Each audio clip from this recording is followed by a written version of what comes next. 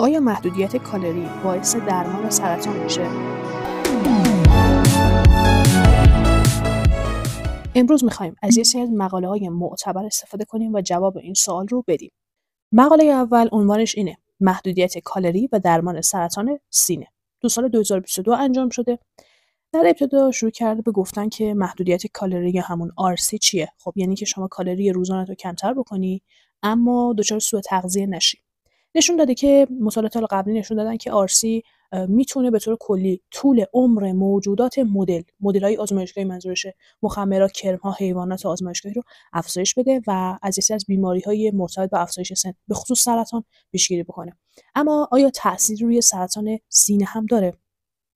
تحقیقاتی که روی حیوانات انجام دادن نشون دهنده این بوده که RC یه سری اثر بخشی ها رو روی روش‌های درمانی دیگه داره، مثل پرتودرمانی، شیمی درمانی، ایمونوتراپی. میتونه به عنوان درمان ترکیبی استفاده بشه و اثراتشون رو بیشتر میکنه. اما چرا؟ ببینید این مکانیزم ها احتمالی هستن، قطعی نیست. مثلا میگن افزایش اتوفاژی میده، یعنی چی؟ یعنی تخریب سلول های سرطانی رو به خصوص افزایش میده.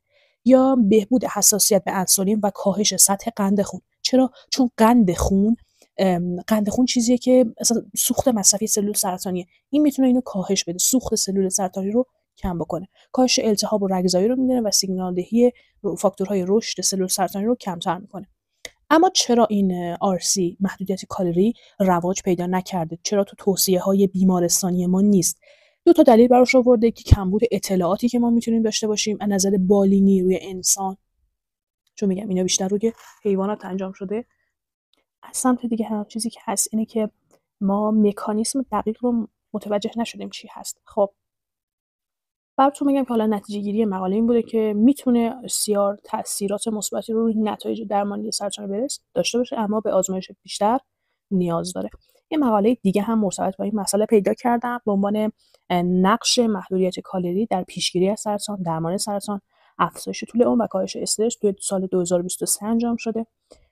اول در مورد خب مشکل سرطان گفته که خب خیلی زیاده و بخاطر پیری جمعیت و چاقی و سیگار و عادت‌های غذایی و اینجور چیزها، و خب روش‌های رایجی که وجود داره شیمی درمانی، پرتودرمانی، جراحی، و بعد شروع کرده به سری توصیه‌های تغذیه‌ای که برای بیماران سرطانی وجود داره. یک رژیم پرکالری و پرپروتئین برای بیماران شیمی درمانی توصیه می‌کنن، اما هیچ دستورالعمل رسمی برای رژیم غذایی که بتونه به طور قابل توجهی پیشگیری بکنه وجود نداره. اما CR یا همون محدودیت کالری و فاستینگ، روزه‌داری توی سرطان چه نقشی میتونه داشته باشه؟ ببینید CR همون فاستینگ اثرات مثبتی زیادی رو توی پیشگیری از سرطان و افزایش اثر بخشی درمان‌های سرطان داشتن. اما این روش‌ها میتونن از بروز سرطان جلوگیری بکنن که خب پیشگیری میکنه، اثر بخشی درمان‌های سرطان رو افزایش میده. تو مقاله قبلی همش اشاره شد، حفاظت سلولی ایجاد میکنه و به کاهش استرس سلولی کمک میکنه. حتی ممکنه که مقاومت به شیمی درمانی رو توی مدل‌های حیوانی و مطالعات انسانی اولیه کاهش بده. منظور چیه؟ داروهای شیمی درمانی به طور کلی از یه حدی به بعد دیگه جوابگو نیستن. دوز باید زیاد بشه، مقاومت میده بدن نسبت به این شیمی درمانی، به اون داروه. مثل دقیقاً کسی که ادیکته، روز اول 1 گرم، روز دوم 1 گرم، ولی روز سوم 1.5 گرم میخواد که اون اثر رو بده. اینم منظورش همینه. بعد از این مدتی دوز باید افزایش پیدا کنه، ولی خب این محدودیت کالری میتونه به این مسئله کمک بکنه. اما روش‌های کاهش کالری رو هم گفته. محدودیت کالری مزمن گفته خب یه سری فواید داره، اما ممکنه که عوارضی هم داشته باشه و رعایتش توی طولانی مدت خیلی سخته. این واقعا پیشنهاد نمیشه. محدودیت مزمن دیگه یعنی بدن کم میاره. من و شما که میخوایم با اون بدن زندگی کنیم واقعا دیگه نمیکشیم و به طور طولانی مدت اصلا نمیشه نگه داشت این دوره رو. اما فاستینگ و یا رژیم‌های تقلید کننده از فاستینگ، همون روزه یا حالا رژیم فاستینگی که الان خیلی رواج داره، این محدودیت بیشتری داره و کاربردی‌تر و قابل اعتمادتر هم هستش. چون حالا فاستینگ به طور کلی اینجوری هستش که شما 12 تا 16 ساعت چیزی رو نمیخورید، تمام گلوکوز بدن شکسته میشه، مصرف میشه و بعد به فاز چربی سوزی میرسه بدن. این میتونه به خاطر اینکه کاهش گلوکوز بدن رو میده، هم توی لاغری خیلی ازش استفاده میشه و هم خود توی این مسئله خیلی میگن که بهتره نسبت به همون کاهش پروتئین و رژیم‌های خیلی سخت و اینها. اما به طور جنبندی چیزی که بیان کرده اینه که محدودیت کالری و روزه‌داری پتانسیل بالایی توی پیشگیری و درمان سرطان داره، اما اینجا هم اشاره کرده که مطالعات بیشتری برای انسان‌ها باید انجام بشه. این روش به طور کلی درمان کمکیه و خیلی نمیشه بهش استناد کرد. یه مقاله دیگه هم توی این زمینه که میتونم براتون بخونم، بررسی تاثیر کاهش دریافت کالری از طریق رژیم غذایی و افزایش سطح ورزش بر هورمون‌های جنسی درونزای مرتبط با سرطان برست در زنان یائسه سالم. یه مقاله مروری سیستماتیک و متاآنالیز هستش. تو سال 2017 انجام شده و حالا براتون در مورد نتایجش که بگم، توی این آزمایش اومدن 1588 زن یائسه سالم رو حالا با سن نزدیک به 60 سال بررسی کردن و کاهش کالری و ورزش رو توی برنامه زندگیشون گذاشتن. اما نتیجه نهایی که داشته این بوده که ورزش و کاهش دریافت کالری و یا هر دوتاش با هم دیگه اثرات خیلی مثبتی روی وضعیت حالا هورمون‌های جنسی مرتبط با سرطان برست داشته توی خانم‌ها و پیشنهاد کرده که به خصوص افرادی که حالا یا مبتلا به این سرطان هستن یا احتمالش وجود داره که در آینده متوجه این حالا مشکلات بشن، ورزش و کاهش کالری رو داشته باشن.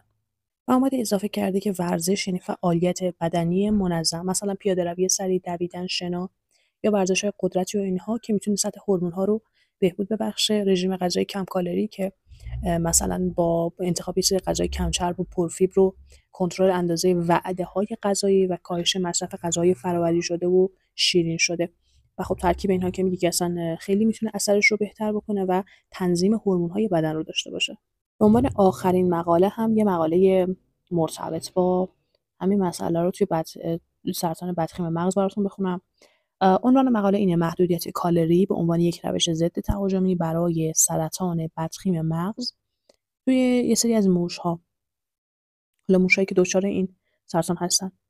ابتدا صحبت کرده که خب گلیوبلاستوما مولتیفورم یا GBM یه تهاجمی ترین نوع سرطان توی مغز هستش، به خصوص توی انسان‌ها، و محققان یک مدل جدید سرطان مغز رو توی موش‌ها ایجاد کردن که ویژگی مشترکی رو با همین فرم سرطان توی مغز انسان داره. برای روش مطالعه اومدن یه سری موش‌ها رو برداشتن، سلول‌های توموری رو داخل مغزشون پیوند زدن و حدوداً 15 تا 12 روز بعد، حالا این 15 روز تا 12 روز روشون کاهش کالری انجام شده و بعدم اومدن حالا نیمکره مغزشون رو برداشتن و بررسی کردن. نتایج نشون داده که محدودیت کالری تهاجم سلول‌های توموری رو به نیمکره مقابلش رو کاهش داده و به طور کلی داره میگه که تکثیر سلول‌های سرطانی و رگزایی اونها توی اون موشایی که کاهش کالری رو داشتن به طور قابل توجهی کمتر از اون موشای دیگه بوده که هرچی می‌خواستن می‌خوردن و این نشون میده که کاهش دریافت کالری اثر ضد تکثیری و ضد رگزایی داره. به طور کلی این مطالعه نشون داده که محدود کردن کالری دریافتی میتونه رشد و گسترش سلول سرطانی مغز رو توی موش‌ها کند بکنه.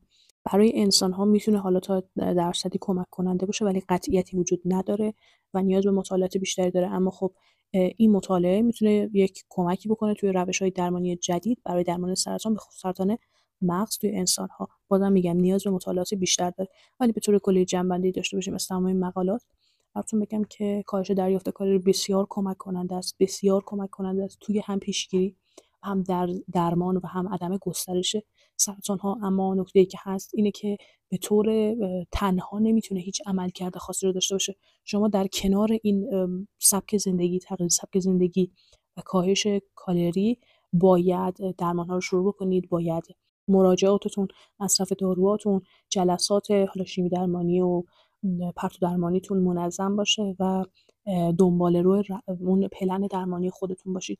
به تنهایی کالری کمتر نمیتونه مریضی شما رو خوب بکنه.